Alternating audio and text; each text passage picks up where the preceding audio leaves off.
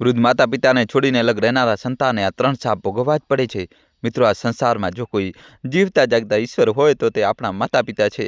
વેદો અને પુરાણોમાં પણ કહેવાયું છે કે ઘરમાં વૃદ્ધ માતા પિતાની સેવા થાય છે તે ઘર તરફ જોવાનું સાહસ તો સ્વયં યમરાજ પણ કરી શકતા નથી। પરંતુ આજના કલિયુગની વિડંબના તો જુઓ, જે સંતાન માટે માતા પિતા પોતાની આખી જુવાની બાળી નાખે છે, પોતાના સપનાઓનું ગળું ગોઠી દે છે, એ જ સંતાન મોટું થયા પછી પોતાના વૃદ્ધ મા બાપને બોજ સમજવા લાગે છે। અવારનવાર આપણે સમાજમાં જોઈએ છીએ કે લગ્ન થતાની સાથે જ દીકરાનો વ્યવહાર બદલાઈ જાય છે। તે પોતાની પત્ની અને બાળકો સાથે અલગ દુનિયા વસાવવા માંગે છે અને પોતાના વૃદ્ધ મા બાપને એકલા છોડી દે છે, જેમણે તેને આંગળી પકડીને ચાલતા શીખવ્યું હતું। પરંતુ મિત્રો, કર્મનું વિધાન ખૂબ જ કઠોર છે। આપણા શાસ્ત્રોમાં સ્પષ્ટ લખ્યું છે કે સંતાન પોતે સક્ષમ હોવા છતાં પણ પોતાના અસહાય અને વૃદ્ધ માતા પિતાને ત્યાગ કરી દે છે અથવા તેમનાથી અલગ રહે છે તેને પોતાના જીવનમાં 3 ભયાનક શ્રાપ ભોગવવા પડે છે।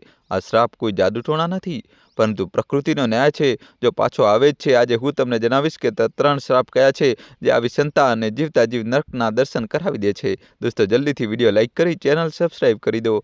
પરંતુ આ ઊંડા સત્યને સમજવા માટે અને તે 3 શ્રાપોના રહસ્યને જાણવા માટે તમારે ખૂબ જ મર્મસ્પર્શી અને જૂની કથા સાંભળવી પડશે। શાસ્ત્રોમાં કહેવાયું છે કે કોઈ પણ જ્ઞાનવર્ગ કથાને વચ્ચેથી અધૂરી છોડવી એ પાપ સમાન છે। તેથી તમારા જીવનના કલ્યાણ માટે અને તમારા પાપોના પ્રાયશ્ચિત માટે આ કથાને અંત સુધી ચોક્કસ સાંભળજો।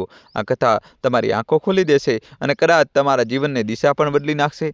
તો ચાલો મનને એકાગ્ર કરીને આ કથામાં પ્રવેશ કરીએ। વિડીયો લાઇક કરી ચેનલ સબસ્ક્રાઇબ કરી દો। ઘણા સમય પહેલાંની વાત છે। ભારત વર્ષના એક નાના અમથા ગામમાં, જેનું નામ ચંદનપુર હતું, ત્યાં એક ખૂબ જ સાધારણ અને ગરીબ ખેડૂત રહેતો હતો। તે ખેડૂતનું નામ હતું દીનાનાથ। દીનાનાથ જેવું નામ હતું એવો જ તેનો સ્વભાવ પણ હતો।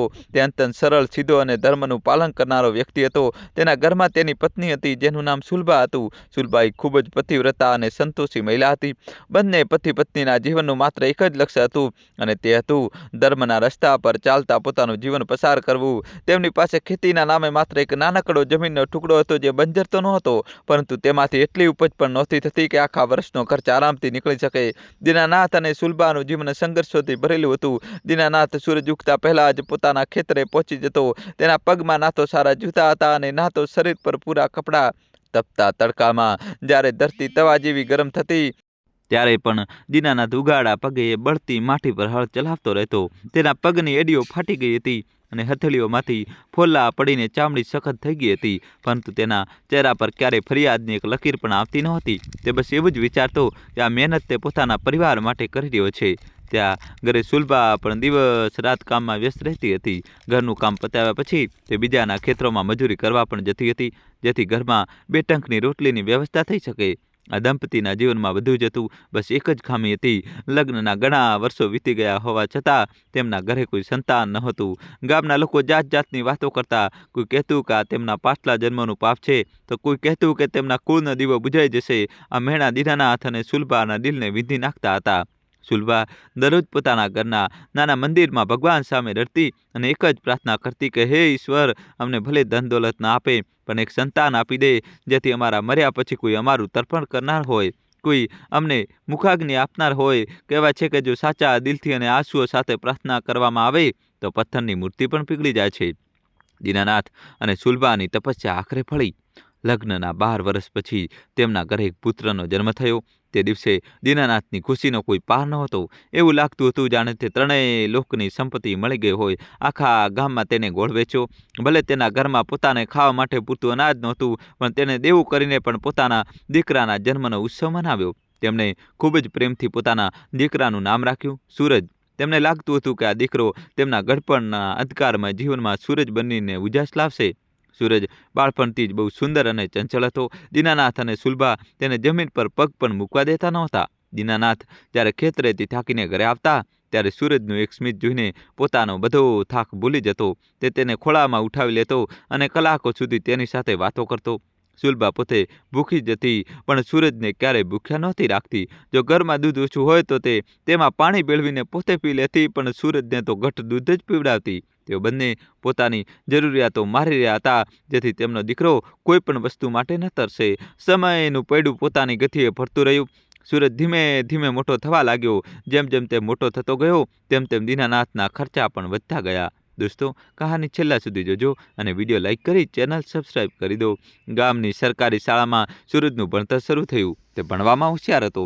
આ જોઈને દીનાનાથના મનમાં એક સ્વપ્ન સાકાર લેવા લાગ્યું। તે તેની પત્ની સુલભાને અવારનવાર કહેતો કે સુલભા, જોઈ લેજે, એક દિવસ આપનો સૂરજ બહુ મોટો માણસ બનશે। હું નથી ઈચ્છતો કે મારો દીકરો પણ મારી જેમ આ માટીમાં જિંદગી વિતાવે। હું તેને ભણાવીશ, ગણાવીશ અને એક મોટો અધિકારી બનાવીશ। સુલભા ચિંતિત થઈને કહેતી કે આપણી હેસિયત એટલી નથી કે આપણે તેને શહેરમાં બનાવી શકીએ કે ઉચ્ચ શિક્ષણ આપી શકીએ। પરંતુ દીનાનાથ તો જાણે જીદ પકડી બેઠો હતો। તેને કહ્યું કે ભલે મારે મારી ચામડી વેચવી પડે, ભલે મારે દિવસ રાત લોહી પરસેવો એક કરવો પડે, પણ હું સૂરજના ભણતરમાં કોઈ કમી નહીં આવવા દઉં। અને દીનાનાથે એવું જ કર્યું। સૂરજના ઉચ્ચ શિક્ષણ માટે દીનાનાથે પોતાની બાકી રહેલી જમીનનો એક હિસ્સો ગીરે મૂકી દીધો। તેને ગામના મહાજન પાસેથી ભારે વ્યાજે કરી લીધું। સૂરજ હવે શહેરની કોલેજમાં ભણવા લાગ્યો હતો। શહેરની હવા અને ત્યાંનું વાતાવરણ ગામ કરતાં બિલકુલ અલગ હતું। દીનાનાથ દર મહિને સમયસર પૈસા મોકલતો, જેથી સૂરજને ત્યાં કોઈ તકલીફ ન પડે। આ માટે દીનાનાથ હવે પહેલાં કરતાં બમણું કામ કરવા લાગ્યો હતો। તે દિવસે પોતાના ખેતરોમાં કામ કરતો અને રાત્રે ગામની મિલમાં બોરીઓ ઉઠાવવાનું કામ કરતો।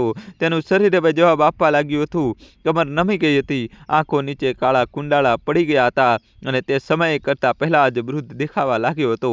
પણ તેના મનમાં બસ એક જ આશા હતી કે બસ થોડા વર્ષોની વાત છે, પછી મારો સૂરજ પાછો આવશે અને અમારા બધા દુઃખ કરી દેશે। સુલભા પણ પોતાના જૂના કપડામાં જ ગુજારો કરતી હતી। તેને વર્ષોથી પોતાના માટે પણ એક નવી સાડી ખરીદી નહોતી। જ્યારે પણ કોઈ તહેવાર આવતો તે દીનાનાથને કહેતી, મને કંઈ જ જોઈતું નથી, જે પણ પૈસા છે તે સૂરજને મોકલી દો, તેને શહેરમાં જરૂર હશે। માતા પિતા એક પૈસા માટે મોહતાજ થઈ રહ્યા હતા, પોતાની ઈચ્છાઓનું ગળું ઘોટી રહ્યા હતા। અને ત્યાં શહેરમાં સૂરજ એક અલગ જ દુનિયામાં જીવી રહ્યો હતો।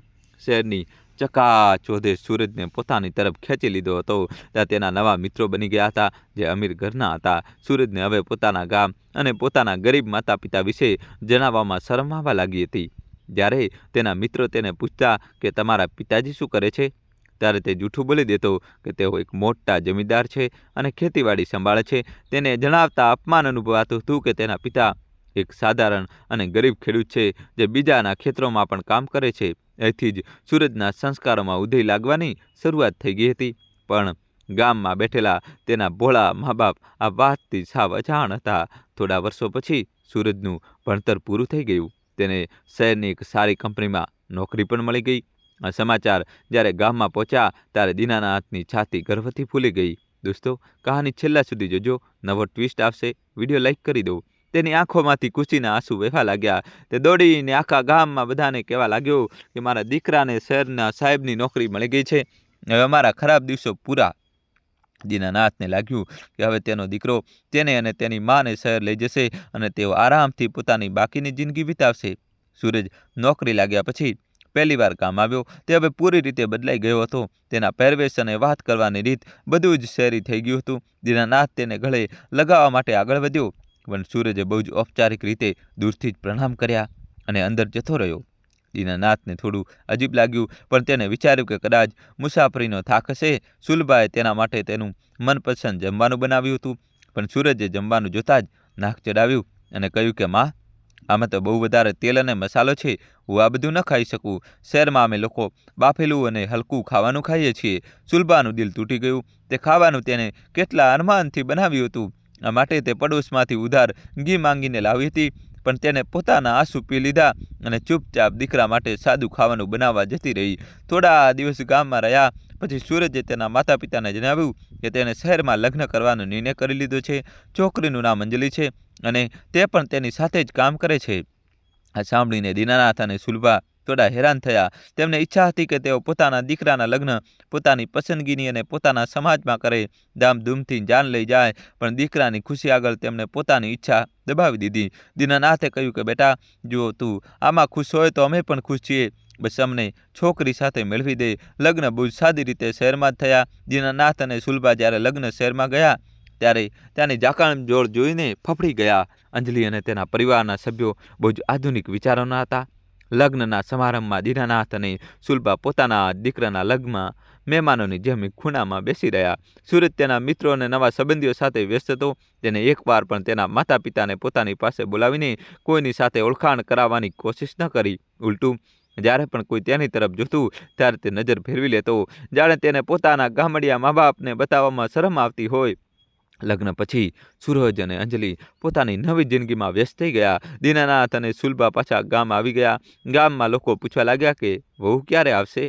દીનાનાથ બહાના બનાવી દેતો કે અત્યારે તેઓ કામમાં વ્યસ્ત છે, પણ સચ્ચાઈ એ હતી કે સૂરજે તેમને આવવા માટે કહ્યું જ નહોતું. તેમ છતાં માતા પિતાનું હૃદય તો સમુદ્ર જેવું વિશાળ હોય છે ને.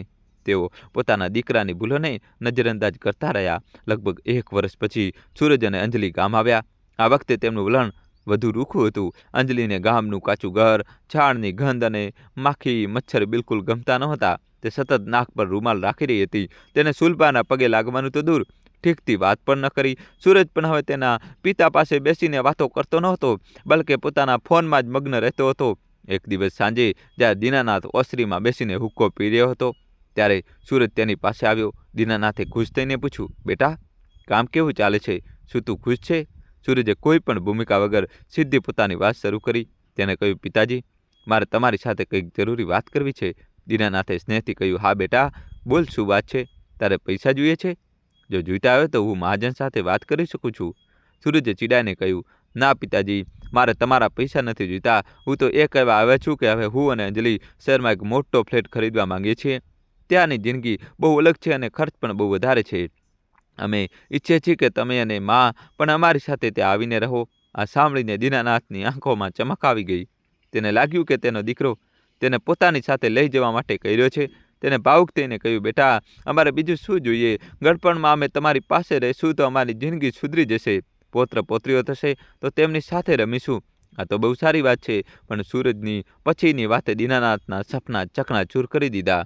સૂરજે નજર નીચી રાખીને પણ બહુ સપાટ લહેજામાં કહ્યું, પિતાજી, તમે મારી વાત પૂરી રીતે સમજ્યા નથી. હું ઈચ્છું છું કે તમે આ ગામની જમીન, આ જૂનું ઘર વેચી દો, કારણ કે શહેરમાં ફ્લેટ ખરીદવા માટે મને પૈસાની કમી પડી રહી છે. જો તમે આ બધું વેચી દેશો તો જે પૈસા મળશે તેનાથી આપણે ત્યાં આરામથી સેટલ થઈ જઈશું. અને એમ પણ હવે તમારા બંનેની ખેતી તો થતી નથી, તો આ જમીન રાખવાનો શું ફાયદો? દીનાનાથ સતબત થઈ ગયો. જે જમીનને તેને પોતાના લોહી પરસેવાથી સિંચી હતી, જે ઘરમાં તેના પૂર્વજોની યાદો હતી, આજે તેનો દીકરો એને વેચવાની વાત કરી રહ્યો હતો. તે પણ એટલા માટે કે તે શહેરમાં એક આલિશાન ઘર ખરીદી શકે. દીનાનાથના ગળામાં શબ્દો અટકી ગયા. તેને કાપતા અવાજે કહ્યું, બેટા, આ વારસાગત જમીન છે. તેને વેચવી તો માને વેચવા સમાન છે. અને જો આપણે બધું જ વેચી દઈશું તો આપણે પોતાનું શું રહેશે? કાલે જો કોઈ મુસીબત આવી તો આપણે ક્યાં જઈશું? સૂરજને ગુસ્સો આવી ગયો. તેને ઊંચા અવાજે કહ્યું, તમે હંમેશા જૂની અને પછાત વાતો કરો છો. અરે, તમે અમારી સાથે જ તો રહેશો. તમારે અલગથી શું જોઈએ? શું તમને તમારા દીકરા પર ભરોસો નથી? અંજલિ પણ ત્યાં આવી ગઈ અને તેને પણ ટોણો મારતા કહ્યું, અમે વિચાર્યું હતું કે તમે અમારી મદદ કરશો, અમારી પ્રગતિમાં ખુશ થશો, પણ તમને તો બસ આ તૂટેલા ખંડેર અને માટીથી પ્રેમ છે. અમે તમને શહેરની સુખ સુવિધાઓ આપવા માંગીએ છીએ અને તમે છો કે આ છોડવા જ નથી માંગતા. તે રાત્રે દીનાનાથ અને સુલભાની આંખોમાં ઊંઘ નહોતી. બંને પતિ પત્ની આખી રાત જાગતા રહ્યા. સુલભા રડતી રહી અને દીનાનાથ દિવાલ તરફ મોઢું કરીને સૂતો હતો, પણ તેની આંખોમાંથી આંસુ સતત વહીને ઓશિકાને ભીંજવી રહ્યા હતા. તેમણે ક્યારેય સપનામાં પણ નહોતું વિચાર્યું કે જે દીકરા માટે તેમણે પોતાનું સર્વસ્વ નોચાવર કરી દીધું, તે આજે તેમની પાસેથી તેમની છેલ્લી નિશાની, તેમનું ઘર અને જમીન પણ માંગી લેશે.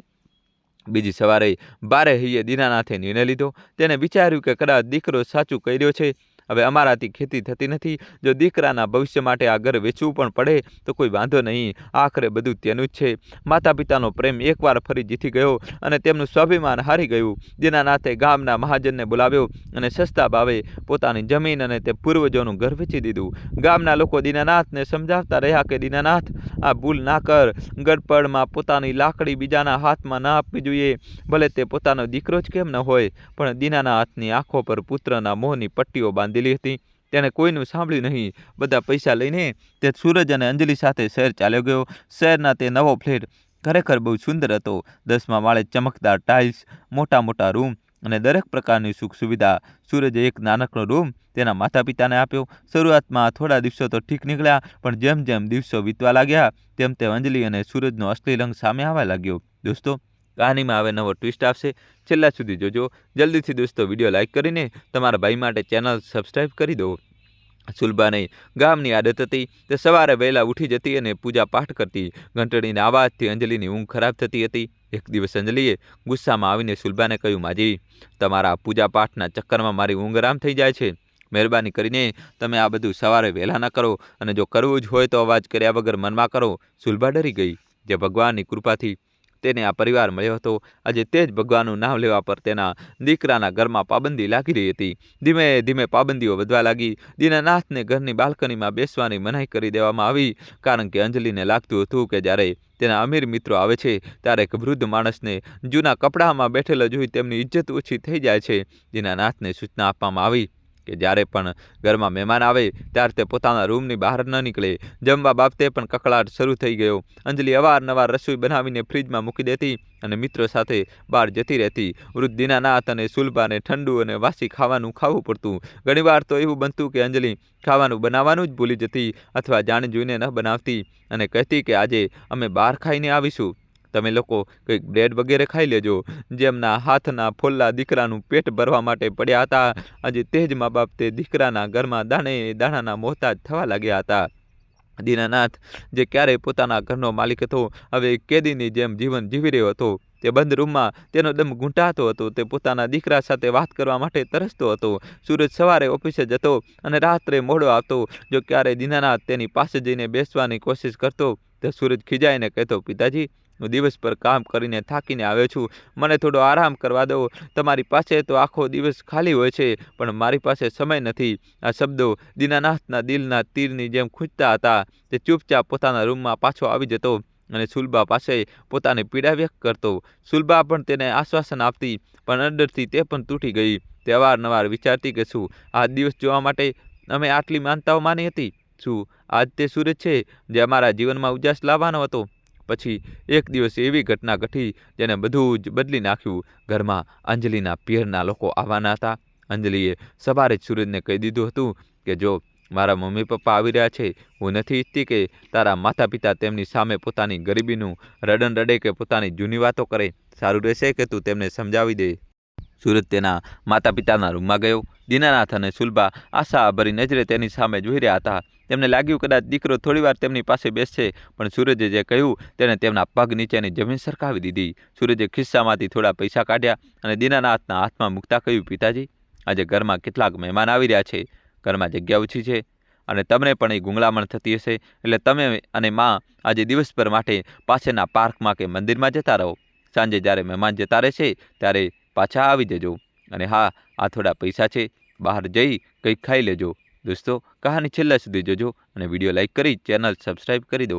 દીનાનાથ પોતાના દીકરાનો ચહેરો જોતો રહી ગયો. તેનું પોતાનું બનાવેલું ઘર જે તેને આ ફ્લેટ માટે વેચી દીધું હતું, આજે તે જ ફ્લેટમાં તેના માટે જગ્યા નહોતી. તેને પોતાના જ ઘરેથી પોતાના દીકરા દ્વારા થોડા કલાકો માટે બહાર કાઢવામાં આવી રહ્યો હતો. તેનો દીકરો તેને પિકનિક પર નહોતો મોકલી રહ્યો, પણ પોતાની શરમ છુપાવવા માટે તેમને ઘરથી દૂર કરી રહ્યો હતો.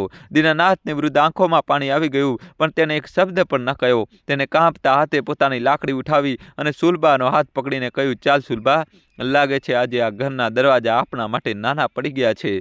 તેઓ બંને ધીરે ધીરે સીડીઓ ઉતરવા લાગ્યા, કારણ કે લિફ્ટનો ઉપયોગ કરતા તેમને આવડતું નહોતું અને સૂરજે ક્યારેય શીખવાની કોશિશ પણ નહોતી કરી. સીડી ઉતરતી વખતે દીનાનાથના ઘૂંટણમાં સતત દુખાવો થઈ રહ્યો હતો, પણ તે શારીરિક દુખાવા કરતાં ક્યાંય વધુ ઊંડો ઘા તેમના મન પર લાગ્યો હતો. સુલભાની આંખોમાંથી વહેતા આંસુ રોકવાનું નામ નહોતા લેતા. તે વારંવાર પોતાની સાડીના પલ્લુથી આંખો લૂછતી, પણ આંસુ તો કોઈ નદીના પ્રવાહની જેમ વહી જતા હતા.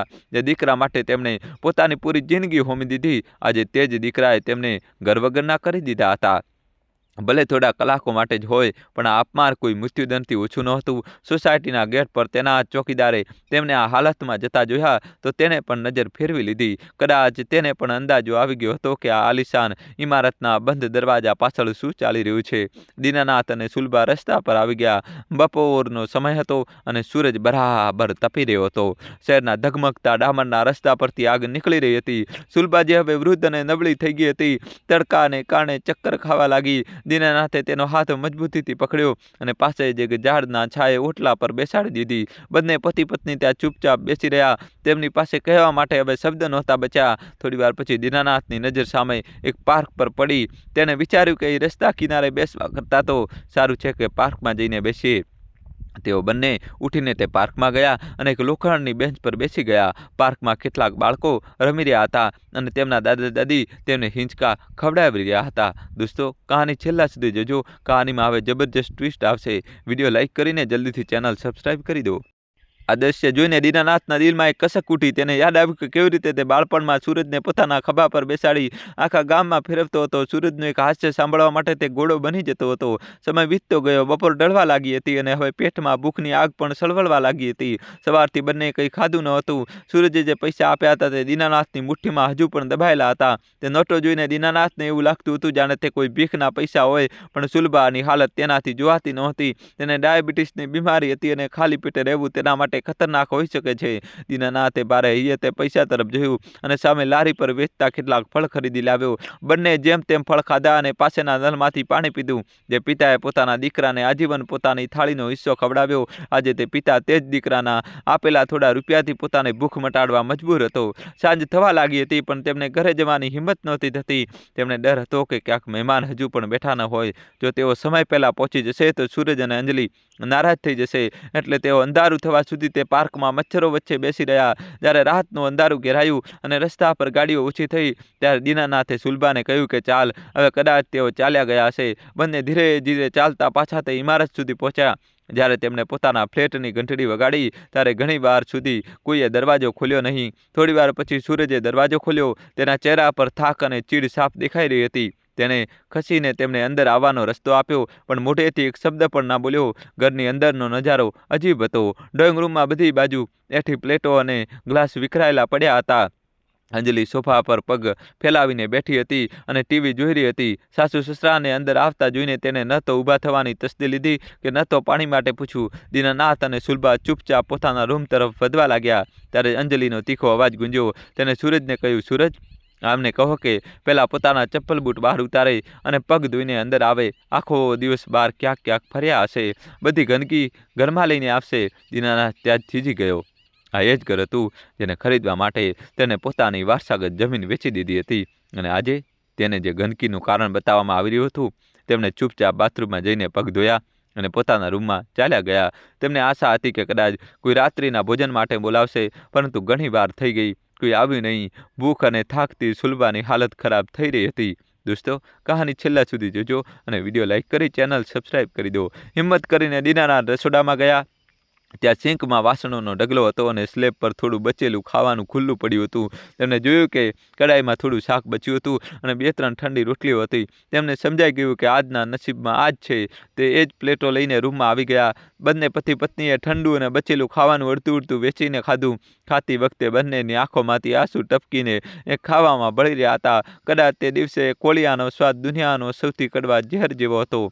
તે રાત પછી ઘરનું વાતાવરણ બધું બગડી ગયું. હવે નાની નાની વાત પર ઝઘડા થવા લાગ્યા. અંજલિને દરેક નાની વાતથી તકલીફ થવા લાગી. જો સુલભા ખાંસી ખાતી તો અંજલિ કહેતી કે જાણી જોઈને અવાજ કરે છે. જો દીનાનાથ ટીવીનો અવાજ સાંભળવાની કોશિશ કરતા તો અંજલિ રિમોટ પછાડી દેતી. સૂરજ હવે પૂરી રીતે તેની પત્નીના વશમાં હતો.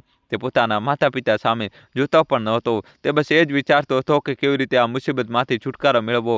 એક દિવસ તો હદ થઈ ગઈ. સુલભા બાથરૂમમાંથી બહાર નીકળી રહી હતી ત્યારે તેનો પગ લપસી ગયો અને તે પડી ગઈ. તેના થાપાના હાડકામાં ઊંડી ઈજા થઈ. તે દર્દથી કરાવવા લાગી. દીનાનાથ ગભરાઈને દોડ્યા અને સૂરજને બૂમ પાડી. સૂરજ તે સમયે ઓફિસ જવા માટે તૈયાર થઈ રહ્યો હતો. માતાની ચીજ સાંભળીને તે આવ્યો તો ખરો, પણ તેના ચહેરા પર ચિંતાને બદલે ગુસ્સો હતો. તેને અકળાઈને કહ્યું, તમે લોકો જરાય ધ્યાન નથી રાખી શકતા? હવે સવારમાં મારે હોસ્પિટલના ધક્કા ખાવા પડશે. આજે મારી બહુ જરૂરી મિટિંગ હતી. સૂરજે એમ્બ્યુલન્સ તો ન બોલાવી પણ પોતાની કારમાં તેમને હોસ્પિટલ લઈ ગયો. ડૉક્ટરે જણાવ્યું કે હાડકું તૂટી ગયું છે અને ઓપરેશન કરવું પડશે, જેમાં ઘણો ખર્ચો થશે અને ત્યારબાદ મહિનાઓ સુધી પથારીવશ આરામ કરવો પડશે, જેની સારસંભાળ માટે પણ એક માણસની 24 કલાક જરૂર પડશે. આ સાંભળતા જ સૂરજ અને અંજલિના હોશ ઉડી ગયા. સેવા કરવી તો દૂર, તેઓ તો તેમનું મોઢું જોવાનું પણ પસંદ કરતા નહોતા. હોસ્પિટલથી ઘરે આવ્યા પછી તે રાત્રે સૂરજ અને અંજલિના રૂમમાંથી જોર જોરથી અવાજો આવી રહ્યા હતા. દીનાનાથ પોતાના રૂમમાં જાગતા હતા અને બધી વાતો સાંભળી રહ્યા હતા. અંજલિ ચીસો પાડીને કહી રહી હતી કે સૂરજ, હવે પાણી માથા ઉપરથી જઈ ચૂક્યું છે. હું આ ઘરમાં નોકરાણી બનીને નહીં રહી શકું. તારી માં હવે પથારીવશ થઈ ગઈ છે. તેમની ગંદકી કોણ સાફ કરશે? હું તો બિલકુલ નહીં કરું. મારે મારી જિંદગી જીવવી છે. કાં તો આ ડૂસી આ ઘરમાં રહેશે અથવા હું, તું આજે જ ફેસલો કરી લે. સૂરજ તેને સમજાવવાની કોશિશ કરી રહ્યો હતો, પણ અંજલિએ સાફ કહી દીધું હતું કે જો કાલે સવાર સુધીમાં તે આનો કોઈ રસ્તો નહીં કાઢે તો તે ઘર છોડીને હંમેશા માટે પિયર જતી રહેશે અને છૂટાછેડા લઈ લેશે. તલાકનું નામ સાંભળતા જ સૂરજ ડરી ગયો. તે પોતાની પત્નીને ખોવા માંગતો ન હતો. તેણે તે જ ક્ષણે કઠોર નિર્ણય લીધો, એવો નિર્ણય જે લેતા પહેલાં કોઈ પણ પુત્રએ 100 વાર મરી જવું જોઈએ. દોસ્તો, કહાનીમાં નવો ટ્વિસ્ટ આવશે. છેલ્લા સુધી જોજો અને વિડીયો લાઈક કરી ચેનલ સબસ્ક્રાઈબ કરી દો. બીજી સવારનો સૂરજ દીનાનાથ અને સુલભાના જીવનમાં હંમેશા માટે અંધકાર લાવવાનો હતો. સૂરજ તેના રૂમમાં આવ્યો. તેની નજર નમેલી હતી, પણ અવાજમાં અજીબ કઠોરતા હતી. તેણે દીનાનાથને કહ્યું, પિતાજી, માની હાલત હવે એવી નથી કે તેમની દેખરેખ ઘરે થઈ શકે. અમે બંને નોકરી કરીએ છીએ, અમારી પાસે સમય નથી. દીનાનાથે ફફડતા અવાજે પૂછ્યું, તો પછી શું કરીએ બેટા? અમે ગામ પાછા જતા રહીએ છીએ, ત્યાં કોઈને કોઈ સગું વાલું જોઈ લેશે. સૂરજે કહ્યું, પિતાજી, ગામનું ઘર તો વેચાઈ ગયું છે, ત્યાં હવે તમારું કોઈ ઠેકાણું નથી, અને જો તમે સંબંધીઓને ત્યાં જઈને રહેશો તો મારી આબરૂ જશે. લોકો કહેશે કે આટલો મોટો ઓફિસર હોવા છતાં મા બાપને નથી સાચવી શકતો. દીનાનાથે પૂછ્યું, તો પછી તારો શું વિચાર છે? સૂરજે આગળનો એક ટુકડો કાઢ્યો અને કહ્યું, મેં શહેરની બહાર એક બહુ સારા વૃદ્ધાશ્રમ ઓલ્ડ એજ હોમમાં વાત કરી છે. ત્યાં ડૉક્ટર પણ છે અને નર્સ પણ. માની સારવાર ત્યાં સારી રીતે થશે અને તમને પણ તમારી ઉંમરના લોકો મળી જશે. તમે ત્યાં ખુશ રહેશો. મેં બધી ફોર્માલિટી પૂરી કરી દીધી છે. આજે બપોરે આપણે ત્યાં જઈશું. આ સાંભળતા દીનાનાથના પગ નીચેની જમીન સરકી ગઈ. વૃદ્ધાશ્રમ, એ અનાથાલય, જ્યાં એવા લોકોને છોડવામાં આવે છે જેમનું દુનિયામાં કોઈ નથી હોતું. પણ તેમ નહોતો. દીકરો હતો, વહુ હતી, બધું જ હતું. દીનાનાથે રડતા રડતા હાથ જોડ્યા અને કહ્યું, બેટા, અમને ઘરની બહાર ન કાઢ. અમે એક ખૂણામાં પડ્યા રહીશું. તારી માનું કામ હું પોતે કરી લઈશ. અમે તને જરાય હેરાન નહીં કરીએ. અમને જેલમાં ન મોકલ. પરંતુ સૂરજનું દિલ પથ્થરનું થઈ ગયું હતું. તેણે કહ્યું, પિતાજી, જીદ ન કરો. આ ફેસલો થઈ ગયો છે. અંજલિ હવે વધુ સહન નહીં કરી શકે. જો તમે અહીં રહ્યા તો મારું ઘર તૂટી જશે. શું તમે ઈચ્છો છો કે મારા છૂટાછેડા થઈ જાય? દીનાનાથ ચૂપ થઈ ગયા. એક પિતા પોતાના દીકરાનું ઘર તૂટતું કેવી રીતે જોઈ શકે? તેને પોતાના નસીબ સાથે સમાધાન કરી લીધું. તેને વિચાર્યું કે કદાચ આજે અમારા કર્મોનું ફળ છે. બપોરે સૂરજે તેમની પોટલી બંધાવી. એ 2-4 જૂના કપડાં જે તેઓ ગામડેથી લાવ્યા હતા. દીનાનાથે પોતાના એ રૂમને, એ ઘરને, દિવાલોને છેલ્લી વાર જોઈ. આ એ જ ઘર હતું જે તેમના લોહી પરસેવાની કમાણીથી અને પોતાની જમીન વેચીને ખરીદવામાં આવ્યું હતું. પણ આજે આ ઘરમાં તેમનો કોઈ અધિકાર નહોતો. તે એક મહેમાન કરતાં પણ બદતર બની ગયા હતા. સૂરજે તેમને કારમાં બેસાડ્યા. આખો રસ્તો શાંતિમાં વીત્યો. કાર શહેરથી દૂર એક સુમસામ વિસ્તારમાં બનેલી ઇમારત સામે ઊભી રહી. એ ઇમારતના ગેટ પર મોટા અક્ષરે લખ્યું હતું, જીવન સંધ્યા વૃદ્ધાશ્રમ. ગેટ પર લોખંડના સળિયા હતા જે કોઈ જેલ જેવો અહેસાસ કરાવતા હતા. સૂરજ નીચે ઉતર્યો અને અંદર જઈને વાત કરી. થોડીવાર પછી 2 કર્મચારી બહાર આવ્યા અને તેમણે સુલભાને વ્હીલચેર પર બેસાડી. દીનાનાથ કારમાંથી ઉતર્યા. તેમને ધ્રુજતા હાથે સૂરજના ખભા પર હાથ મૂક્યો. તેમની આંખોમાં આંસુ નહોતા, પણ એક અજીબ શૂન્યતા હતી. તેમણે સૂરજને કહ્યું, પૂછ્યું, બેટા, તું અમને અહીં છોડીને જઈ રહ્યો છે? શું તું અમને મળવા આવીશ? સૂરજે નજર ચોરાવતા કહ્યું, હા પિતાજી, જ્યારે પણ સમય મળશે હું ચોક્કસ આવીશ. તમે પોતાનું ધ્યાન રાખજો. આટલું કહીને સૂરજે પાછળ ફરીને જોયું નહીં. તે પોતાની કારમાં બેઠો અને ધૂળ ઉડાડતો ત્યાંથી જતો રહ્યો. દીનાનાથ અને સુલભા ગેટ પર ઊભા રહીને એ જતી કારને ત્યાં સુધી જોતા રહ્યા જ્યાં સુધી તે નજરથી ઓझલ ન થઈ ગઈ. તેમની પાછળ વૃદ્ધાશ્રમનો ભારે લોખંડનો દરવાજો ધડામ દઈને બંધ થયો. એ અવાજ એવો હતો જાણે તેમના જીવનના અધ્યાયનો અંત આવી ગયો હોય. દોસ્તો, કહાની છેલ્લા સુધી જોજો અને વિડીયો લાઈક કરી ચેનલ સબસ્ક્રાઈબ કરી દો. આશ્રમની અંદરનું વાતાવરણ ઘણું ગમગીન હતું. ત્યાં બીજા પણ ઘણા વૃદ્ધો હતા જે પોતાના નસીબને કોસી રહ્યા હતા. આશ્રમના સંચાલકે દીનાનાથને એક નાનો રૂમ બતાવ્યો જેમાં 2 ખાટલા હતા. દીનાનાથે સુલભાને પથારીમાં સુવડાવી. સુલભા હજી પણ દર્દથી કરાતી હતી, પણ તેના શરીરના દર્દ કરતાં તેના દિલનું દર્દ વધુ હતું. તેણે દીનાનાથનો હાથ પકડ્યો અને પૂછ્યું, શું તે સાચે જ આપણને છોડીને જતો રહ્યો? શું તે હવે ક્યારે પાછો નહીં આવે? દીનાનાથ પાસે કોઈ જવાબ નહોતો. તે બારી પાસે ઊભા રહીને આથમતા સૂરજને જોઈ રહ્યા હતા. તેમને લાગ્યું કે આજે ફક્ત આકાશનો સૂરજ નથી આથમ્યો, પણ તેમના જીવનનો સૂરજ પણ હંમેશા માટે આથમી ગયો છે. જે દીકરાને તેમણે પોતાની છાતીએ વળગાડીને પાળ્યો, જેના માટે પોતાનું પેટ કાપ્યું, આજે એ જ દીકરો તેમને પારકાના ભરોસે છોડી ગયો હતો. તે રાત્રે દીનાનાથને ઊંઘ ના આવી. તે આખી રાત વિચારતા રહ્યા કે આખરે તેમનાથી કયા ભૂલ થઈ ગઈ. શું બધું લાડ પ્યાર આપવાનો ગુનો હતો? શું પોતાની જરૂરિયાતો મારીને દીકરાની ઈચ્છાઓ પૂરી કરવી પાપ હતું? ત્યારે જ તેમને ગામના મંદિરના પૂજારીની વાત યાદ આવી. પૂજારીજીએ એકવાર કહ્યું હતું કે દીનાનાથ, જે ફળ પાકતા પહેલાં તોડી લેવામાં આવે છે તે અવારનવાર ખાટું જ નીકળે છે. કદાચ તેમણે પણ પોતાના દીકરાના સંસ્કારોનો તડકો લાગતા પહેલાં જ શહેરની જાખમ જાળમાં મોકલીને ભૂલ કરી દીધી હતી. દિવસો અઠવાડિયામાં અને અઠવાડિયા મહિનામાં બદલાવા લાગ્યા. સૂરજ એકવાર પણ તેમને મળવા ન આવ્યો. શરૂઆતમાં દીનાનાથ રોજ ગેટ પર જઈને બેસતા હતા એ આશામાં કે કદાચ તેની કાર દેખાઈ જાય, પણ રોજ સાંજે તેમને નિરાશ થઈને પાછું ફરવું પડતું હતું. આશ્રમના બાકીના લોકો તેને સમજાવતા કે બાપા, હવે કોઈ નહીં આવે. જેમના બાળકો એકવાર અહીં છોડી જાય છે તેઓ ફરી પાછળ ફરીને નથી જોતા. તેઓ તો જીવતા જીવ આપનું શ્રાદ્ધ કરી ચૂક્યા હોય છે. અહીં સુલભાની તબિયત દિવસે ને દિવસે બગડતી જતી હતી. તેને યોગ્ય સારવાર મળી રહી નહોતી. આશ્રમ પાસે એટલા સાધનો નહોતા કે મોંઘી દવાઓ લાવી શકે. દીનાનાથ પાસે જે થોડા ઘણા પૈસા બચ્યા હતા તે પણ પૂરા થઈ ગયા હતા. તે લાચાર થઈને પોતાની પત્નીને તલમલ મળતી જોઈ રહ્યા હતા. એક દિવસ સુલભાને દીનાનાથે પોતાની પાસે બોલાવ્યા. તેનો અવાજ બહુ ધીમો હતો. તેને કહ્યું, સાંભળો, મને લાગે છે કે હવે મારો સમય આવી ગયો છે. મારી એક છેલ્લી ઈચ્છા છે. દીનાનાથે રડતા રડતા પૂછ્યું, બોલ સુલભા, શું ઈચ્છા છે તારી? સુલભાએ કહ્યું, મારા મૃત્યુ પછી મારો અંતિમ સંસ્કાર તમે જ કરજો. એ દીકરાને ખબર ના આપતા જ એને જીવતા જીવ અમને મારી નાખ્યા. હું નથી ઈચ્છતી કે મારી આત્માને કપૂતનો અગ્નિ મળે. આટલું કહીને સુલભાએ એક ઊંડો શ્વાસ લીધો અને હંમેશા માટે પોતાની આંખો મીચી દીધી. દીનાનાથ સદબદ થઈ ગયા. તેમની જીવન સંગીની જે દરેક સુખ દુઃખમાં પડછાયો બનીને સાથે રહી, આજે તેમને આ નરકમાં એકલા છોડીને ચાલી ગઈ. તે જોર જોરથી રડવા લાગ્યા. આશ્રમના લોકો ભેગા થઈ ગયા. બધાએ સૂરજને જાણ કરવાની વાત કરી, પણ દીનાનાથે ના પાડી દીધી. તેમણે કહ્યું કે મારી પત્નીની છેલ્લી ઈચ્છા હતી કે તે દીકરો તેના શરીરને હાથ ન લગાડે. દીનાનાથે આશ્રમમાં લોકોની મદદથી પાસેના સ્મશાનમાં સુલભાના અંતિમ સંસ્કાર કર્યા. જ્યારે તેઓની ચિતાને અગ્નિ આપી રહ્યા હતા ત્યારે તેમનું કાળજું ચીરાઈ રહ્યું હતું. જે દીકરાએ આ કરવાનું હતું તે પોતાની એસો આરામની જિંદગીમાં મસ્ત હતો. દોસ્તો, કહાની છેલ્લા સુધી જોજો. કહાનીમાં જબરજસ્ત ટ્વિસ્ટ આવશે. વિડીયો લાઈક કરીને તમારા ભાઈ માટે દોસ્તો જલ્દીથી ચેનલ સબસ્ક્રાઈબ કરી દો. ચિતાની જ્વાળાઓ જોતા જોતા દીનાનાથના મનમાંથી એક આહ નીકળી. એક એવી આહ જે બ્રહ્માંડને પણ હલાવી દે. તે કોઈ સામાન્ય આહ નહોતી, પણ એક દુઃખી પિતાના દિલમાંથી નીકળેલો એ શ્રાપ હતો જે હવે સૂરજના જીવનને ભસ્મ કરવાનો હતો. અહીંથી શરૂ થાય છે દોસ્તો કર્મોની એ રમત, જેને ટાળવી કોઈના વશની વાત નથી. સૂરજને લાગતું હતું કે તેને પોતાની મુસીબતને ઘરની બહાર કાઢી દીધી છે અને હવે તે શાંતિથી જીવશે, પણ તે જાણતો નહોતો કે તેણે તેના માતા પિતાને નહીં, પણ તેને ઘરની બરકત અને સુરક્ષા કવચને ઘરની બહાર કાઢી મૂક્યા છે. હવે તેના જીવનમાં એ 3 શ્રાપ પ્રવેશવાના હતા જેનો ઉલ્લેખ આપણા શાસ્ત્રોમાં કરવામાં આવ્યો છે. દીનાનાથ હવે આશ્રમમાં સાવ એકલા થઈ ગયા હતા. તેમનું શરીર હવે હાડપિંજર જેવું થઈ ગયું હતું. તેમની આંખોની રોશની પણ હવે ઓછી થવા લાગી હતી, પણ તેમની અંતરાત્મા હવે જાગી ચૂકી હતી. તે રોજ ભગવાન શિવની મૂર્તિ સામે બેસતા અને બસ શૂન્યમાં તાકી રહેતા. તેમના મનમાં હવે દીકરા માટે મોહ નહીં, પણ દયા હતી, કારણ કે તેઓ જાણતા હતા કે પ્રકૃતિનો ન્યાય બહુ નિર્દય હોય છે.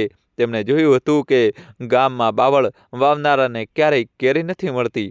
પેલી બાજુ શહેરમાં સૂરજ અને અંજલિની જિંદગીમાં ધીરે ધીરે ગ્રહણ લાગવાનું શરૂ થઈ ગયું હતું. સુલભાના મૃત્યુના થોડા દિવસો પછી સૂરજની કંપનીમાં એક બહુ મોટું કૌભાંડ સામે આવ્યું.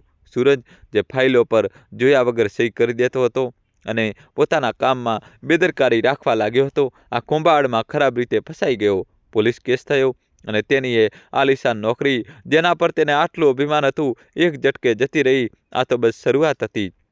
પેલો શ્રાપ હવે તેની અસર બતાવવા લાગ્યો હતો.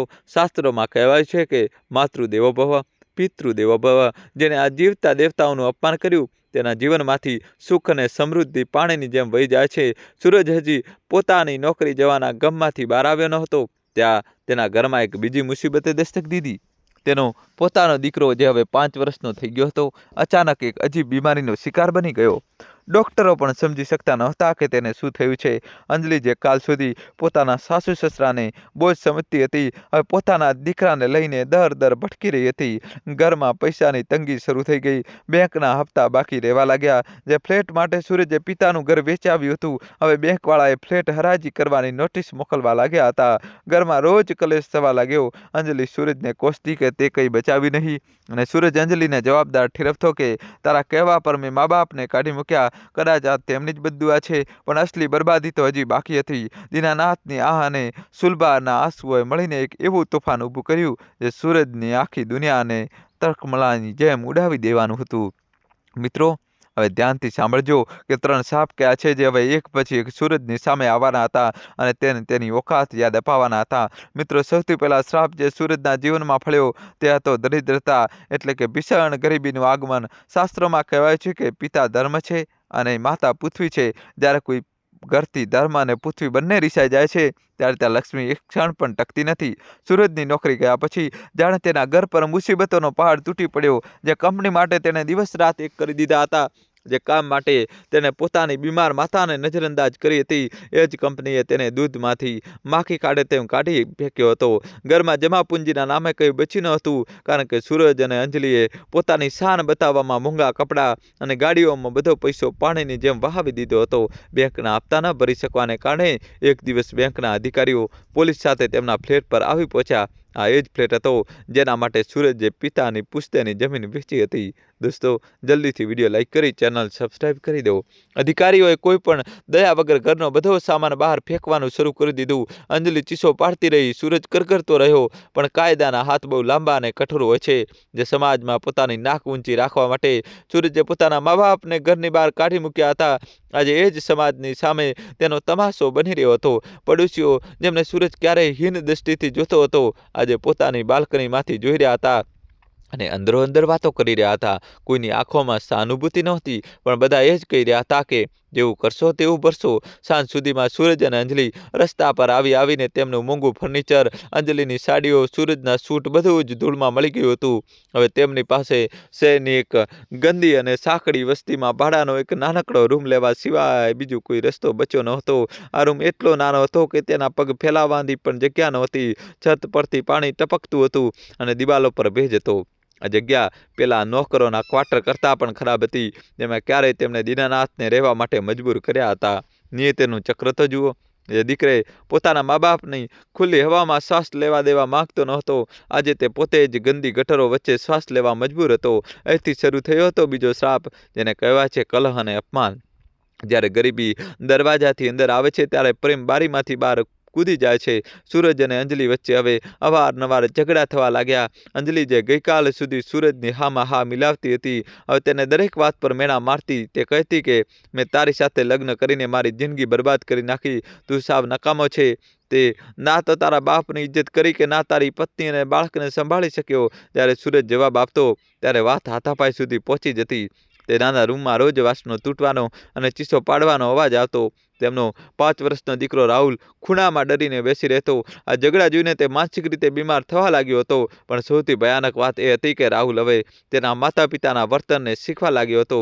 એક દિવસ જ્યારે સૂરજે રાહુલ પાસે પાણી માંગ્યું ત્યારે રાહુલે તેને એ જ અંદાજમાં ખીજવાઈને જવાબ આપ્યો જે રીતે સૂરજ ક્યારેય દીનાનાથને આપતો હતો. રાહુલે કહ્યું, જાતે લઈ લો, દેખાતું નથી હું રમી રહ્યો છું. સૂરજ છતવત થઈ ગયો. તેને પોતાની આંખો સામે પોતાનો જ ભૂતકાળ ઊભો દેખાયો. તેને યાદ આવ્યું કે કેવી રીતે એકવાર દીનાનાથે તેની પાસે પાણી માંગ્યું હતું અને તેણે પણ આ જ જવાબ આપ્યો હતો. તેને અહેસાસ થવા લાગ્યો કે તેનો દીકરો તેના જ રસ્તે ચાલી રહ્યો છે અને આ તેના માટે કોઈ શ્રાપથી ઓછું નહોતું. પૈસાની તંગી એટલી વધી ગઈ કે ખાવાના ફાંફા પડવા લાગ્યા. સૂરજે તેના એ મિત્રો પાસે મદદ માંગવાની કોશિશ કરી જેમની સાથે તે ક્યારેય હજારો રૂપિયાની પાર્ટીઓ કરતો હતો. પરંતુ સ્વાર્થી દુનિયાનું આ જ સત્ય છે. જ્યારે ખિસ્સામાં પૈસા હોય ત્યારે બધા પૂછે છે કે ભાઈ તું કેમ છે, પણ જ્યારે ખિસ્સું ખાલી હોય ત્યારે એ જ લોકો ઓળખવાનું પણ બંધ કરી દે છે. સૂરજે જેને પણ ફોન કર્યો બધાએ કોઈને કોઈ બહાનું કાઢી દીધું. કોઈએ ફોન ન ઉપાડ્યો તો કોઈએ સાફ કહી દીધું કે અમારી પાસે વધારાના પૈસા નથી. સૂરજને સમજાઈ ગયું હતું કે જે લોકોને પોતાના માનતો હતો તે બધા માત્ર તેના પૈસાના સગા હતા. સૂરજને તે ત્રીજો શાપ ભોગવવાનો હતો જે સૌથી વધુ કષ્ટદાયક હતો, અને તે હતો આત્મગ્લાનિ અને માનસિક સંતાપ. રાત્રે તેને ઊંઘ આવતી નહોતી. જેવી તે આંખો બંધ કરતો તેને તેની માતા સુલભાનો ચહેરો દેખાતો. તેને યાદ આવતું કે કેવી રીતે તેની માતાએ છેલ્લી વાર તેને જોયો હતો. તેને યાદ આવતું કે કેવી રીતે તેને તેના પિતાને વૃદ્ધાશ્રમના ગેટ પર છોડ્યા હતા. તે પરસેવે રેબઝેબ થઈને જાગી જતો. તેને એવું લાગતું જાણે કોઈ અદૃશ્ય શક્તિ તેનું ગળું દબાવી રહી છે. અંજલિની તબિયત પણ બગડવા લાગી હતી. તણાવ અને ગરીબીએ તેની સુંદરતા છીનવી લીધી હતી. દવાઓ માટે પૈસા નહોતા. એક દિવસ રાહુલને ખૂબ તાવ આવ્યો. ડૉક્ટરે કહ્યું કે તેના ઈલાજ માટે તરત જ મોંઘા ઇન્જેક્શન લાવવા પડશે, નહીંતર બાળકના જીવને જોખમ થઈ શકે છે. સૂરજના ખિસ્સામાં એક ફૂટી કોડી પણ નહોતી. તે પાગલોની જેમ રસ્તાઓ પર દોડ્યો, લોકો સામે હાથ ફેલાવ્યા, પણ આ કઠોર શહેરમાં કોઈએ તેની મદદ ના કરી. હારીને સૂરજ ઘરે પાછો આવ્યો અને માથું પકડીને બેસી ગયો. અંજલિ તેની પાસે આવી અને રડતા રડતા બોલી, સૂરજ કંઈ પણ કરો, ગમે ત્યાંથી પૈસા લાવો, મારો દીકરો મરી જશે. અંજલિએ પહેલીવાર પોતાની ભૂલ સ્વીકારતા કહ્યું, સૂરજ, કદાચ આપણને આપણા પાપોની સજા મળી રહી છે. આપણે તમારા માતા પિતા સાથે બહુ ખરાબ કર્યું. કદાચ તેમની બધું આપણને લાગી ગઈ. સૂરજે અંજલિ તરફ જોયું. તેની આંખોમાં આંસુ હતા. તેણે કહ્યું, હા અંજલિ, તું સાચું કહી રહી છે. મેં મારા હાથે જ મારા નસીબમાં આગ લગાવી છે. મારા પિતાએ મને રાજાની જેમ પાળ્યો હતો અને મેં તેમને ભિખારી બનાવી દીધા. દોસ્તો, કહાની હજુ બાકી છે. કહાનીમાં દોસ્તો જબરજસ્ત ટ્વિસ્ટ આવશે. છેલ્લા સુધી જોજો અને વિડીયો લાઈક કરીને તમારા ભાઈ માટે દોસ્તો જલ્દીથી. ત્યારે સૂરજના મગજમાં એક વિચાર આવ્યો. તેને યાદ આવ્યું કે જ્યારે તે પિતાના વૃદ્ધાશ્રમમાં છોડવા ગયો હતો ત્યારે આશ્રમના સંચાલક બહુ નેક માણસ હતા. કદાચ તેઓ તેની મદદ કરી દે. અથવા સૂરજના મનમાં એક સ્વાર્થી વિચાર પણ આવ્યો. કદાચ પિતાએ થોડા પૈસા પોતાના ગડપણ માટે છુપાવીને રાખ્યા હોય, અથવા માતા પાસે કોઈ ઘરેનું બચ્યું હોય. માણસની ફિતરત તો જુઓ, મુસીબતમાં પણ તેનો જ લોભ જતો નથી. સૂરજે વિચાર્યું કે મારે પિતાજી પાસે જવું જોઈએ. હવે એ જ મારી છેલ્લી આશા છે. બીજી સવારે સૂરજે પોતાના થોડા જૂના કપડાં વેચ્યા અને તેનાથી જે થોડા પૈસા મળ્યા તેનાથી બસની ટિકિટ લઈને વૃદ્ધાશ્રમ તરફ નીકળી ગયો. બસની મુસાફરી લાંબી હતી, પણ સૂરજનું મન તેનાથી પણ વધુ ઝડપથી દોડી રહ્યું હતું. તે વિચારતો હતો કે પિતાજીને શું કહેશે. શું તે માફી માગશે કે સીધી પૈસાની વાત કરશે. તેને વિશ્વાસ હતો કે તેના પિતા તેને ખાલી હાથે પાછો નહીં મોકલે. આખરે તે તેમનો એકમાત્ર દીકરો છે. પિતાનું દિલ તો મીણ જેવું હોય છે, તે ઓગળી જ જશે. બપોરે સૂરજ આશ્રમના ગેટ પર પહોંચ્યો. એ જ લોખંડનો ભારે ગેટ, એ જ શાંતિ, પણ આજે સૂરજને તે ગેટ કોઈ મંદિરના દ્વાર જેવો લાગતો હતો. તેને ધ્રુજતા હાથે ગેટ ખોલ્યો અને અંદર ગયો. આશ્રમના આંગણામાં થોડા વૃદ્ધો તડકો શેકી રહ્યા હતા. સૂરજની નજર પિતા દીનાનાથને શોધવા લાગી, પણ તેઓ ક્યાંય દેખાયા નહીં. ત્યારે જ તેની મુલાકાત આશ્રમના સંચાલક સાથે થઈ. સંચાલકે સૂરજને ઓળખી લીધો. તેમની આંખોમાં સૂરજ માટે સન્માન નહીં પણ તિરસ્કારનો ભાવ હતો. તેમણે રૂખા સ્વરે પૂછ્યું, હવે અહીં શું લેવા આવ્યા છો? શું કોઈ બીજી વસ્તુ બાકી રહી ગઈ છે જે છીનવવા આવ્યા છો? સૂરજે હાથ જોડીને કહ્યું, ના સાહેબ, હું તમારા પિતાજીને મળવા આવ્યો છું. હું બહુ મુસીબતમાં છું. મારા દીકરાનો જીવ જોખમમાં છે. મને પિતાજી પાસે મળવા દો.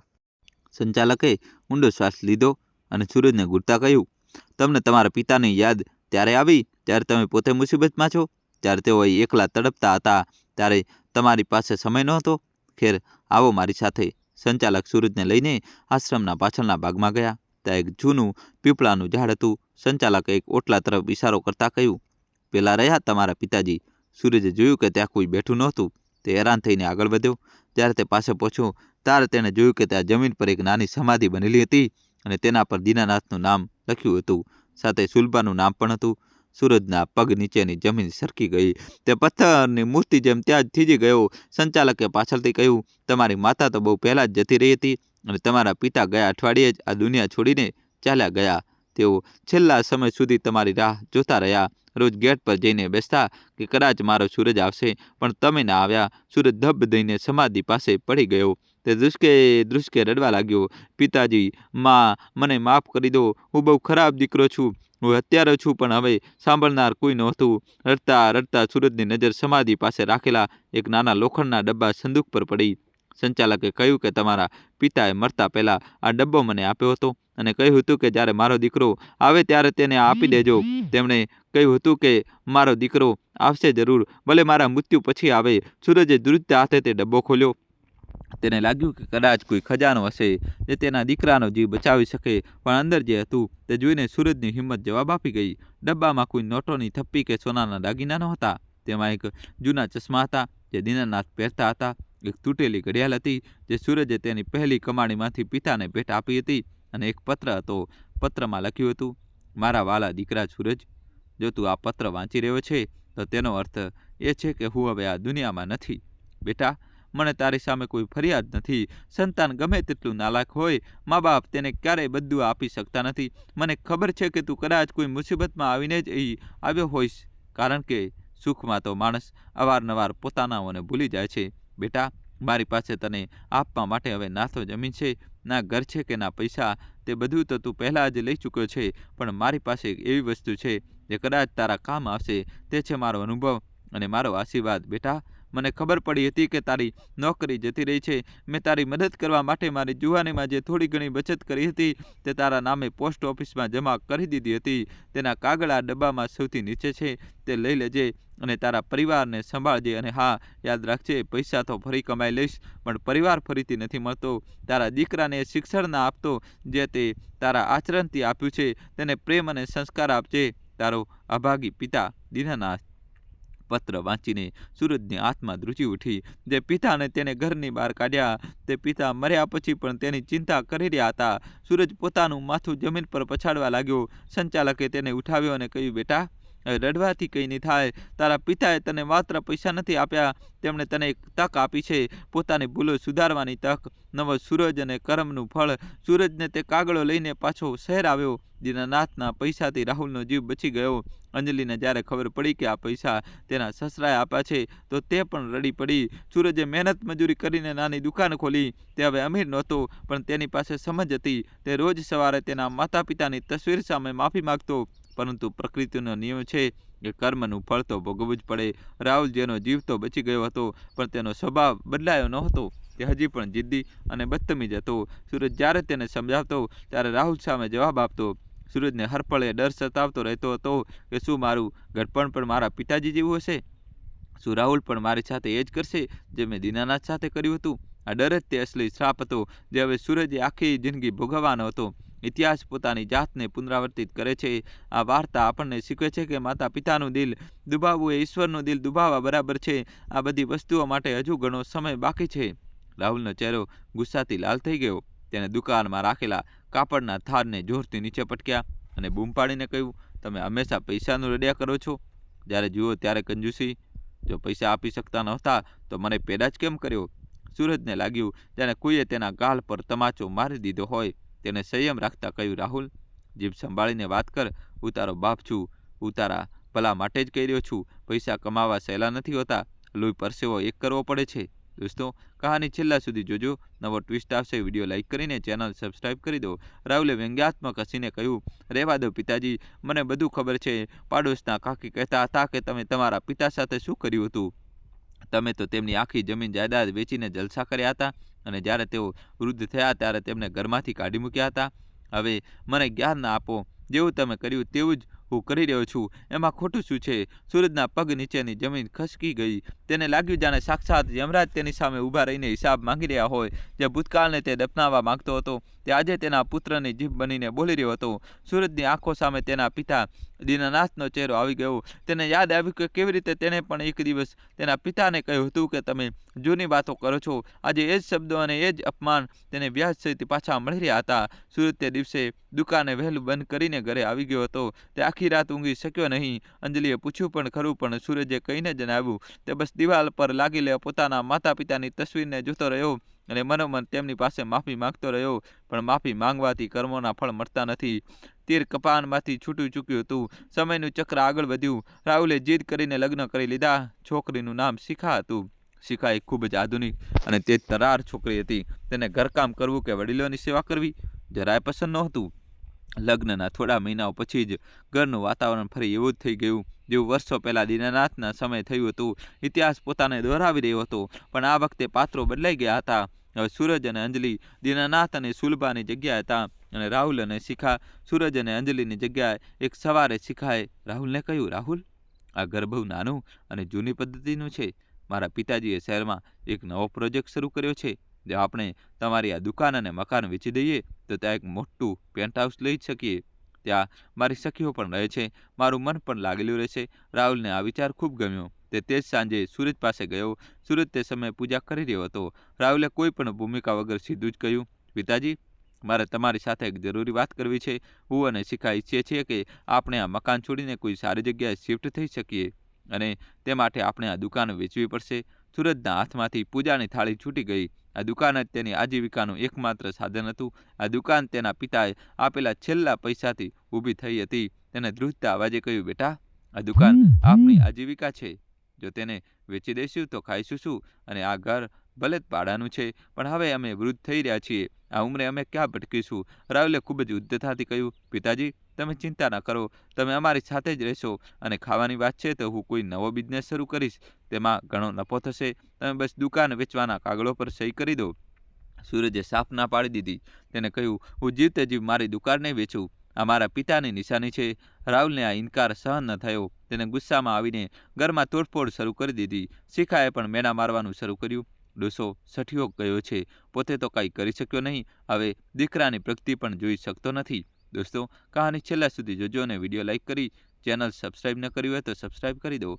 દિવસ રાતના ઝઘડાથી કંટાળીને સૂરજ અને અંજલિએ હથિયાર હેઠા મૂકી દીધા. તેઓ પોતાના જ ઘરમાં પારકા થઈ ગયા. રાહુલે જબરજસ્તીથી દુકાન વેચાવી દીધી. બધા પૈસા પોતાના કબજે કરી લીધા અને નક્કી થયા મુજબ તેઓ નવા અને મોટા ઘરમાં ગયા. પણ તે નવા ઘરમાં સૂરજ અને અંજલિ માટે કોઈ જગ્યા નહોતી. તેમના ઘરના સૌથી પાછળના ભાગમાં એક નાનકડો સ્ટોર રૂમ આપવામાં આવ્યો, જેમાં બારી પણ નહોતી. અંજલિ, જે હવે સાંધાના દુખાવાથી પરેશાન રહેતી હતી, તેને નીચે જમીન પર સૂવું પડતું હતું. સૂરજ, તેની આંખોની રોશની હવે ઓછી થઈ ગઈ હતી. તે અંધારા રૂમમાં ફફોસીને ચાલતો હતો.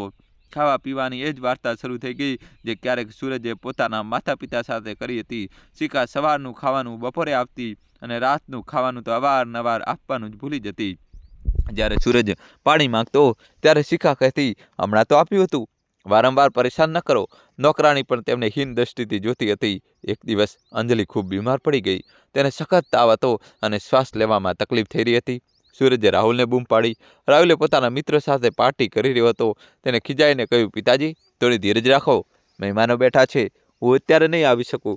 સૂરજે દોડીને શિખા પાસે ગયો અને કરગરીને કહ્યું, દીકરી, માની તબિયત બહુ ખરાબ છે, કોઈ વૈદ્યને બોલાવી દે. શિખાએ પોતાના નેલ પોલિશ લગાવતા જોયા વગર જ કહ્યું, અરે કંઈ નહીં થયું, નાટક કરતી હશે, થોડી વારમાં ઠીક થઈ જશે. ગડપણમાં આ બધું ચાલ્યા કરે. તે રાત્રે અંજલિ તડપતી રહી. સૂરજ તેના માથા પર ભીના પોતા મૂકતો રહ્યો અને રડતો રહ્યો. તેને પોતાની માં સુલભાની યાદ આવી રહી હતી. સુલભા પણ આવી જ રીતે તડપી રહી હતી અને સૂરજે તેની પરવા કરી નહોતી. આજે એ જ દ્રશ્ય તેની આંખો સામે ચાલી રહ્યું હતું. તફાવત એટલો જ હતો કે આજે તડપનાર તેની પત્ની હતી અને લાચાર તે પોતે હતો. સવાર થતાં અંજલિ શાંત થઈ ગઈ. તાવ તો ઉતરી ગયો, પણ તે એટલી નબળી થઈ ગઈ કે પથારીમાંથી ઉઠી શકતી નહોતી. હવે તેની સેવાની જવાબદારી સૂરજ પર આવી ગઈ. સૂરજ, જે પોતે 70 વર્ષનો થઈ ચૂક્યો હતો, તે ધ્રુજતા હાથે પોતાની પત્નીને પાણી પીવડાવતો, તેના કપડાં બદલાવતો અને તેને સારો આપીને બાથરૂમ લઈ જતો. રાહુલ અને શિખાને આનાથી ધૃણા થવા લાગી. તેમને લાગતું હતું કે ઘરમાં બીમારી અને ગંદકી ફેલાઈ રહી છે. એક દિવસ જમવાના ટેબલ પર રાહુલે કહ્યું, પિતાજી, હવે બહુ થયું. માની હાલત દિન પ્રતિદિન ખરાબ થતી જાય છે. ઘરમાં ગંધ આવે છે. મારા મિત્રો ઘરે આવતા ખચકાય છે. સૂરજે નીચી નજરે પૂછ્યું, તો બેટા, હું શું કરું? રાહુલે કહ્યું, મેં શહેરની બહાર એક આશ્રમ વિશે જાણકારી મેળવી છે. તે ઘણો રસ્તો અને સારો છે. તમે બંને ત્યાં જતા રહો. ત્યાં તમારી સંભાળ પણ રાખવામાં આવશે અને અમે પણ ચેનથી જીવી શકીશું. આશ્રમ? આશ્રમ શબ્દ સાંભળતા જ સૂરજના શરીરમાં વીજળી દોડી ગઈ. આ એ જ શબ્દ હતો, એ જ વાક્ય હતું અને એ જ પરિસ્થિતિ હતી જે 30 વર્ષ પહેલાં તેને આ જ શબ્દ પોતાના પિતાને કહ્યા હતા. આજે તેનો પુત્ર એ જ શબ્દો તેને કહી રહ્યો હતો. સમયનું ચક્ર પૂરું થઈ ચૂક્યું હતું. કર્મનો બૂમરેગ પાછો ત્યાં જ આવી ગયો હતો જ્યાંથી તેને ફેંકવામાં આવ્યો હતો. સૂરજે આ વખતે કોઈ વિરોધ ન કર્યો. તે જાણતો હતો કે વિરોધ કરવાનો કોઈ ફાયદો નથી. તેને ચૂપચાપ માથું હલાવ્યું. તેની આંખોમાં આંસુ સુકાઈ ગયા હતા. તેને લાગ્યું કે કદાચ આ જ ન્યાય છે. ઈશ્વરની અદાલતમાં મોડું થઈ શકે છે, પણ અંધેર નથી. બીજે દિવસે રાહુલે એક ટેક્સી બોલાવી. તે પોતે તેમને મૂકવા પણ ન ગયો. તેને ડ્રાઈવરને સરનામું સમજાવ્યું અને પૈસા આપીને રવાના કરી દીધો. સૂરજ અને અંજલિએ તે આલિશાન ઘર છોડી દીધું. તેમની પાસે એ જ 2 પોટલી હતી જે તેઓ તે સમયે લાવ્યા હતા. ત્યારે દીનાનાથે ઘર વેચ્યું હતું. ટેક્સી શહેરથી દૂર એક નિર્જન વિસ્તાર તરફ વધી રહી હતી. સૂરજ બારીની બહાર જોઈ રહ્યો હતો. તેને દરેક ઝાડ અને દરેક વળાંક પર પોતાના પિતાનો ચહેરો દેખાઈ રહ્યો હતો. તેને લાગી રહ્યું હતું કે પવન પણ તેના કાનમાં ફૂસફૂસાવી રહ્યો છે. જે સૂરજ, તે જે આપ્યું તે જ તને મળ્યું. તેઓ જે આશ્રમમાં પહોંચ્યા તે દીનાનાથવાળા આશ્રમ કરતાં પણ વધારે ખરાબ હતો. ત્યાંની દિવાલોનું પ્લાસ્ટર ઉખડી રહ્યું હતું. બોયતળિયું તૂટેલું હતું અને ચારેય બાજુ ગંદકી હતી. ત્યાંના કર્મચારીઓ ખૂબ જ કઠોર અને નિર્દયી હતા. સૂરજ અને અંજલિને એક ખૂણામાં 2 ગાદલા નાખી આપવામાં આવ્યા. અંજલિ, જે અત્યાર સુધી ખામોશ હતી, ત્યાંનું વાતાવરણ જોઈને ધ્રુસકે રડવા લાગી. તેણે સૂરજનો હાથ પકડીને કહ્યું, સૂરજ, આપણે એવું શું પાપ કર્યું હતું કે આપણે આ દિવસ જોવો પડી રહ્યો છે? આપણે તો રાહુલને આટલા લાડ પ્રેમથી ઉછેર્યો હતો. સૂરજે અંજલિના માથા પર હાથ ફેરવ્યો અને એક બહુ જ કડવું સત્ય બોલ્યો. તેને કહ્યું, અંજલિ, આપણે રાહુલને લાડ પ્રેમ તો આપ્યો, પણ સંસ્કાર ના આપ્યા. અને સૌથી મોટી વાત, આપણે તેને ઉદાહરણ ના આપ્યું. બાળકો તે નથી શીખતા જે આપણે તેમને શીખવીએ છીએ. બાળકો તે શીખે છે જે તેઓ આપણને કરતા જુએ છે. રાહુલે આપણને પોતાના માતા પિતાનું અપમાન કરતા જોયા હતા, એટલે આજે તે આપણું અપમાન કરી રહ્યો છે. આ તેનો દોષ નથી, આપણો જ દોષ છે. આ આપણા જ કર્મોની ફસલ છે, જે આજે આપણે લણી રહ્યા છીએ. આશ્રમમાં દિવસો કાપવા પહાડ જેવા થઈ ગયા હતા. ખાવાનું એટલું ખરાબ મળતું કે જાનવર પણ ન ખાય. મચ્છર અને માંકડ આખી રાત ઊંઘવા દેતા ન હતા. અંજલિની તબિયત બગડતી ગઈ. દવાઓના અભાવે એક દિવસ અંજલિએ સૂરજના હાથોમાં દમ તોડી દીધો. હવે સૂરજ આ દુનિયામાં બિલકુલ એકલો રહી ગયો હતો. ના માતા પિતા, ના પત્ની, ના પુત્ર, ના ઘર. તેની પાસે ફક્ત યાદો હતી અને પસ્તાવો હતો. તે આખો દિવસ આશ્રમના આંગણામાં બેસી રહેતો અને શૂન્યમાં તાકતો રહેતો. તેનો આત્મા તેને ધિક્કારતો રહેતો હતો. તે વિચારતો હતો કે શું આ પાપમાંથી મુક્તિનો કોઈ ઉપાય નથી? શું તે આવી જ રીતે તડપી તડપીને મરશે અને મર્યા પછી પણ તેને નર્ક મળશે? એક દિવસ આશ્રમમાં એક મહાત્મા પધાર્યા. તેઓ કોઈ સામાન્ય સાધુ નહોતા. તેમના ચહેરા પર એક અદ્ભુત તેજ હતું. તેમની આંખોમાં કરુણાનો સાગર હતો. તેઓ આશ્રમના લોકોને પ્રવચન આપવા આવ્યા હતા. સૂરજ સૌથી પાછળ બેસી તેમની વાતો સાંભળી રહ્યો હતો. મહાત્માજીએ કહ્યું, મનુષ્ય પોતાના કર્મોથી બંધાયેલો છે, પરંતુ પશ્ચાતાપના આંસુ અને સાચું પ્રાયશ્ચિત મોટામાં મોટા પાપને પણ ધોઈ શકે છે. જો કોઈ સંતાન પોતાના જીવિત માતા પિતાની સેવા ન કરી શક્યું હોય તો પણ આપણા શાસ્ત્રોમાં એવો માર્ગ બતાવવામાં આવ્યો છે કે જેનાથી તે પોતાના પિતૃઓને પ્રસન્ન કરી શકે છે અને પોતાના પાપોનો ભાર ઓછો કરી શકે છે. આ સાંભળતા જ સૂરજની બુજાતી આંખોમાં એક ઉમ્મીદનું કિરણ જાગ્યું. તે દોડીને મહાત્માજીના ચરણોમાં પડી ગયો. તેને રડતા રડતા પોતાના જીવનની આખી વાર્તા કહી સંભળાવી. સૂરજે કરગરીને પૂછ્યું, મહારાજ, મને જણાવો કે હું શું કરું? હું આ બોજ સાથે મરવા નથી માગતો. હું ઈચ્છું છું કે મારા માતા પિતાની આત્માને શાંતિ મળે અને મારા પુત્ર રાહુલ પર આ પાપનો પડછાયો ન પડે. મહાત્માજીએ કહ્યું, વત્સ, આ શરીર તો નશ્વર છે, પણ આત્મા અમર છે. આપણા શાસ્ત્રોમાં પાપ કાપવાના 3 અચૂક ઉપાયો બતાવવામાં આવ્યા છે. પહેલો ઉપાય, માનસિક તર્પણ અને ક્ષમા પ્રાર્થના. દરરોજ સવારે બ્રહ્મ મુહૂર્તમાં ઉઠો, દક્ષિણ દિશામાં મુખ રાખીને બેસો અને તમારા માતા પિતાનું ધ્યાન કરો. મનની ઊંડાઈએથી તેમની પાસે માફી માંગો. જે દિવસે તમને લાગે કે તેઓ હસી રહ્યા છે, સમજી લેજો કે તમારી પ્રાર્થના સ્વીકારાઈ ગઈ છે. બીજો ઉપાય, જીવ સેવા. તે તારા માતા પિતાને ઠુકરાવ્યા હતા, એટલે હવે તારે આશ્રમના દરેક નિરાધાર વૃદ્ધોની સેવા કરવી પડશે. તેમના ગંદા કપડાં ધોવા પડશે, તેમના પગ દબાવવા પડશે. જ્યારે તું કોઈ પારકા વૃદ્ધના ઘા સાફ કરીશ ત્યારે તારા પોતાના આત્માના ઘા રૂજાશે. ત્રીજો ઉપાય, ધર્મનો પ્રચાર અને સંસ્કાર નિર્માણ. તારી વાર્તા લોકોને જણાવ, જેથી જે ભૂલ તે કરી છે તે બીજું કોઈ ન કરે. જો તારા કારણે એક પણ પુત્ર પોતાના માતા પિતાને ઘરમાંથી કાઢતા રોકાઈ જશે તો સમજી લેજે કે તારું પ્રાયશ્ચિત પૂરું થયું. સૂરજે મહાત્માજીના ચરણોની રજ માથે લગાવી. તે જ દિવસથી તેનું જીવન બદલાઈ ગયું. તે હવે આશ્રમનો સૌથી નમ્ર સેવક બની ગયો. તે રોજ સવારે રડીને માફી માંગતો અને આખો દિવસ વૃદ્ધોની સેવામાં પરોવાયેલો રહેતો. ધીરે ધીરે ચમત્કાર થવા લાગ્યો. સૂરજને હવે ડરામણા સપના આવવાના બંધ થઈ ગયા.